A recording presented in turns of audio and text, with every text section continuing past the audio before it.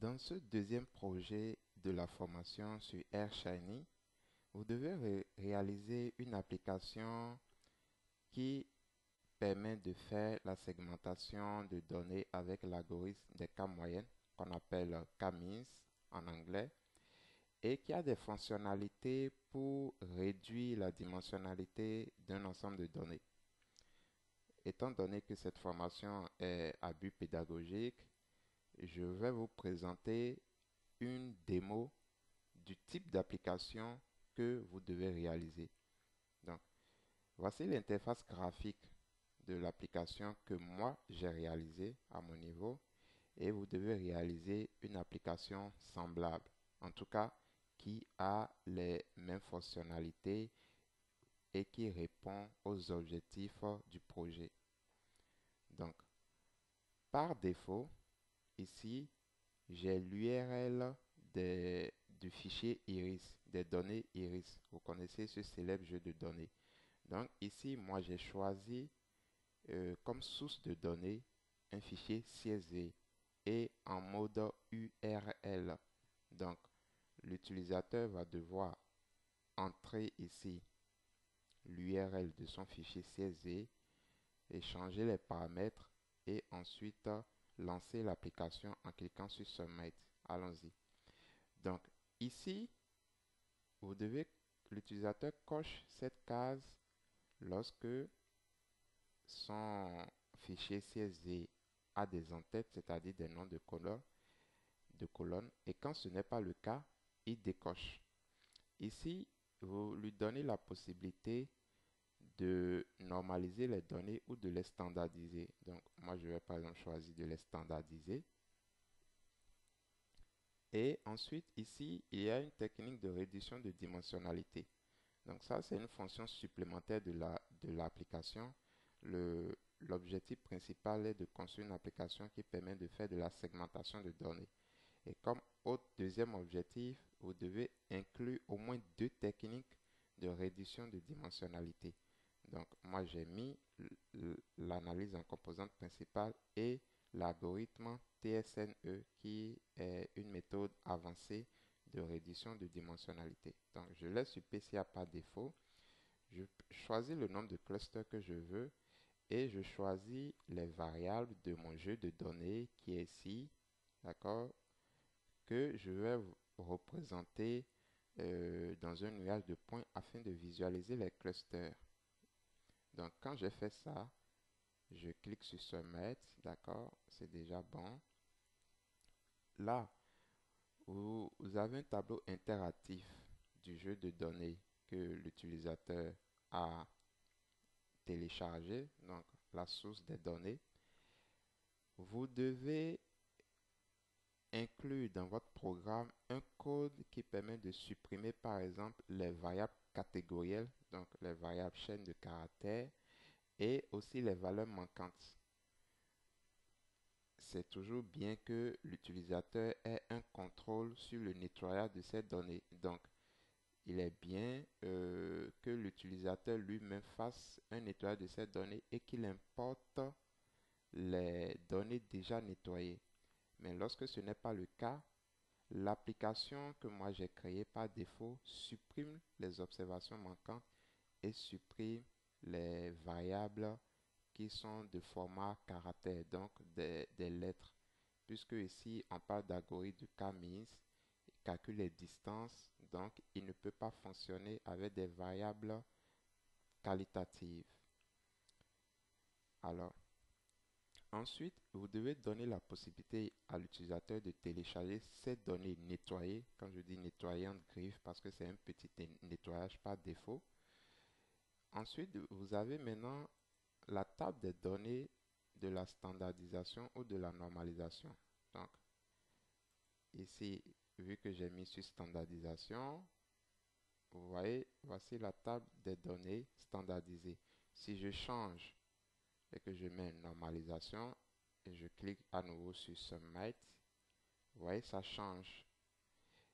Et si je mets par exemple sur None, ça veut dire None, c'est que je garde mes valeurs par défaut, mes valeurs originelles. Donc, je ne fait pas une opération de normalisation ou de standardisation. Je clique à nouveau sur SUMMIT. Vous voyez, j'ai les données originelles. Donc, je vais laisser sur standardisation. Ensuite, vous avez l'onglet, d'accord, pour la réduction de dimensionnalité. Étant donné que c'est sur PCA par défaut, vous avez un script plot qui permet de visualiser le pourcentage de variance expliqué pour chaque composante principale. Par défaut ici, l'analyse en composante est faite pour le même nombre de colonnes dans votre jeu de données originel. Donc ici, j'ai 4 variables, donc ici, j'ai 4 composantes. Et quand l'utilisateur visualise le pourcentage de variance expliqué par chaque composante, par chacune des composantes, il peut décider finalement de choisir par exemple les 2 premières composantes uniquement, qui déjà, avec ce que le graphique montre, explique déjà plus de 80% de toute la variance contenue dans les données, donc de toute l'information contenue dans les données. Vous avez maintenant un nuage de points qui montre le nuage de points entre la relation entre les 2 premières composantes. Donc, vous avez la composante principale en abscisse et la deuxième composante principale en ordonnée. Donc, vous avez un nuage de points toujours dans le cadre de visualiser un peu le résultat de la réduction de dimensionnalité. Et ensuite, vous devez donner la possibilité à l'utilisateur de créer un jeu de données réduit. Donc, si l'utilisateur choisit par exemple de garder les 2 premières composantes, donc par défaut c'est sur 2, ça lui affiche automatiquement une table de données composée des 2 premières composantes. Et vous devez lui donner la possibilité de sauvegarder ces données-là. S'il choisit de garder les 3 premières composantes, regardez, lorsque je clique sur 3, que je sélectionne 3, je fais Submit ici. Et vous voyez, j'ai les 3 premières composantes. Si je décide de garder les 4 premières composantes, je clique à nouveau sur Submit pour prendre en charge ce changement. Et j'ai les 4 premières composantes. Donc, je vais garder les 2 premières composantes. D'accord? Et je peux sauvegarder ce fichier de données au format CSV. Vous devez faire pareil aussi au niveau de votre application. Maintenant, regardez, cet onglet-là est un onglet sous condition, ce qu'on appelle le conditional panel. Donc, comment ça se passe? Regardez, quand je change, je choisis TSNE. Regardez, automatiquement, l'affichage change. Ici, j'ai les résultats de TSNE. D'accord? Donc, j'ai le graphique qui montre les coûts de la fonction objective et ça permet de visualiser est-ce que j'ai une bonne réduction de dimensionnalité avec cet algorithme.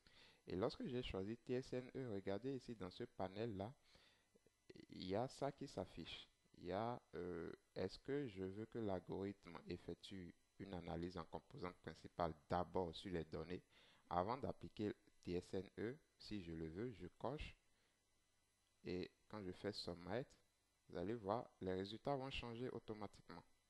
Donc, si je ne veux pas, je décoche. D'accord? Et il y a aussi le nombre d'itérations. Le nombre d'itérations, c'est le nombre maximal d'itérations euh, que le nombre de fois que l'algorithme s'exécute jusqu'à obtenir une convergence, une solution optimale. Donc, l'utilisateur a la possibilité de changer, d'augmenter ce nombre d'itérations. Donc, ce nombre d'itérations, par défaut, il est égal à 1000 ici. Et en fait, ce nombre d'itérations dépend du jeu de données. D'accord? Donc, voilà un peu quand je reviens. Vous avez aussi la possibilité de télécharger donc, les 2 premières composantes. Donc, ici, par défaut, de toute façon, le TSNE, je l'ai codé de telle façon qu'il me projette les données sur un ensemble réduit à 2 dimensions. Et ici, j'ai la possibilité de visualiser le nuage de points de ces composantes-là. Et quand je reviens sur PCA, voilà, ça change parce que, comme je le disais, cet onglet est un onglet sous condition, donc Conditional Panel. C'est pour cela que j'ai la possibilité d'avoir des affichages différents selon ce que l'utilisateur choisit ici. Ensuite, je passe aux méthodes qui vont me permettre de déterminer le meilleur nombre de clusters pour mon algorithme K-means. Parce que comme vous l'avez vu dans les leçons précédentes, comme vous allez le voir plutôt dans les leçons de la formation, l'algorithme K-means, vous avez la possibilité de choisir vous-même le nombre de K, le nombre de clusters, donc l'argument K. Ici, il a la méthode du coude qui vous permet de déterminer ce nombre-là et il a la méthode de la silhouette moyenne. Donc, vous devez donner la possibilité à l'utilisateur de voir les résultats de ces deux méthodes et de se décider.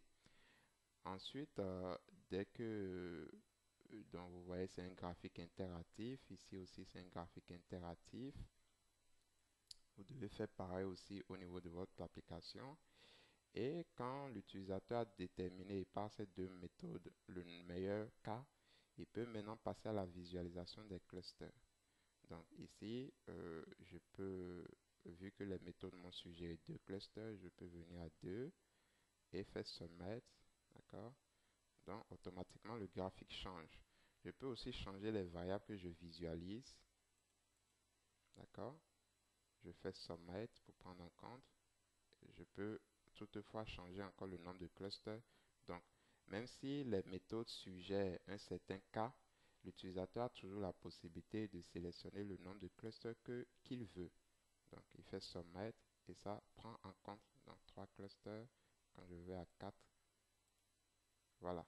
Donc, voilà un peu le type d'application que vous devez construire aussi. Et comme je le disais, l'utilisateur a la possibilité de mettre l'URL de son fichier CSV. Donc, je vais vous donner un exemple. Je copie cette URL-là d'un fichier CSV, un fichier de données CSV, que je vais coller tout simplement ici. Et quand je l'ai fait, vous voyez, rien ne change. Il faut que l'utilisateur appuie sur Submit pour prendre en compte le changement. Lorsqu'il fait Submit, vous voyez, ça change le graphique. Et vous pouvez revoir les autres étapes, donc les données standardisées ou normalisées, la réduction de dimensionnalité par l'analyse en composantes principales. Vous voyez que le graphique a changé aussi. Et quand je mets TSNE, voilà, ça change aussi. Donc, je peux mettre avec PCA. Donc, voilà. Et la méthode du coude, la méthode de la silhouette moyenne et la visualisation. Donc, je peux choisir de visualiser n'importe quelle variable de mon jeu de données. Donc, voilà.